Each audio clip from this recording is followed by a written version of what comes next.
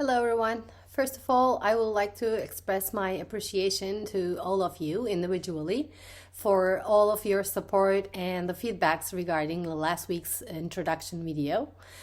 As I mentioned earlier this week, I will talk about the philosophy of Reggio Emilia in a preschool setting. We will talk about the emergence of this philosophy and some of its basic features, the role of the teacher, the image of the child, and the child as in the center, the environment as the third teacher, and also the role of art in the Reggio Emilia approach. Briefly, let's take a look at the formation of Reggio Emilia. It is an educational system that emerged in the north of Italy after the World War and was heard by Loris Malaguzzi's contributions, who was also an educator in the period where new living spaces began to be created after the war. The structure of the Reggio Emilia movement, which is based on social emotional development, is actually to heal the wounds after the war and to raise generations that can stand against injustice and inequality. Malaguzzi's intense relations with schools in that period are becoming a highly remarkable educational trend with his researches and contributions. Then in 1991, Newsweek magazine named the Reggio Emilia approach as one of the best preschool education practices in the world. In 1993, the book The Reggio Emilia Approach to Early Childhood Education was published as with the name of The 100 Languages of the Child, was written by Gandini, Foreman, and Edwards. The Reggio Emilia approach was inspired by Piaget's theories of cognitive development, but also put forward different perspectives on many issues. In traditional children's development, the skill capacities of children, their logical and mathematical thinking systems are cascaded according to Piaget's theory. But with the Reggio Emilia system, children are able to learn knowledge in the structure of social interaction. At this point, the approach is merging with the socio-cultural theory of another developmental theorist named Vygotsky.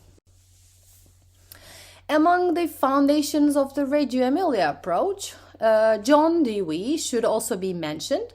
According to Dewey, learning cannot take place with ready-made information presented to children. Knowledge must be produced by children. This means that the experiences of children are equal to knowledge. For this reason, in the learning process, children should never be passive but active. To participate in the learning process and to produce knowledge in a sense, the main thing is the child's interest and curiosity. For this reason, Reggio Emilia defines environment as the third teacher. All the principles of the flow are focused on the child, the teacher, the environment, and the family. This also proves that Reggio Emilia is a child-centered approach. As to mention the role of the teacher as the partner, researcher, and the guide, the task of the teacher is to bring out the child's high potential and to use methods that enable children to discover their existing potentials by providing them with materials and tools to encourage them to express themselves. We have mentioned that the teacher is a researcher, but because their primary responsibility is to investigate how children learn every day, so that this research would allow them to discover what they can offer the children the next day. The concept of creating emergent curriculum, which emerged with the curiosity of the child, with their interest, has a very important place in this process. In Reggio Emilia, the environment should be arranged in a way to support the imagination and the creativity of the child. The open shelf arrangement and the classification of objects according to their characteristics is the goal of the child to be able to access these materials when they wanted to. It is also the goal of research-oriented projects and provocations, like learning invitations in the Reggio Emilia approach, which consist of research that centers on the child's curiosity as directed according to the child's desire to learn in the process. These investigations create an opportunity for the teacher to present new provocations, like invitations to learn, in order to enrich this process. For this, all kinds of materials, environments, situations, experiences, photographs, questions are all called invitations to learn as well as provocations. As a result, the whole of this process constitutes the child's act of learning. Another important element is the 100 languages of the child. So what do we mean when we say the child's face is actually an analogy to the children's potential to communicate, and it's also a learning strategy. Children do not use oral language when expressing themselves, right? But also argue that they can express themselves in hundreds of different symbolic ways. It is obvious that the symbolic languages we are talking about here are not limited to speaking, reading, writing. There are many other languages they use, and all of them are very valuable because they also represent the process that makes learning a reality. They can make use of 100 languages when learning a new concept or trying to synthesize what they have learned.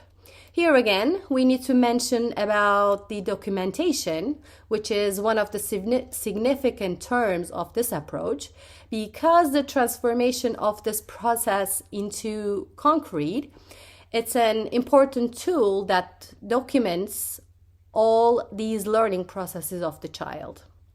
The teacher re-prepares and represents all the processes of the child with visual contents and becomes observable, discussed, and interpretable, so that the children are able to communicate with each other about what they are doing. Parents have the opportunity to interact with their children and teachers.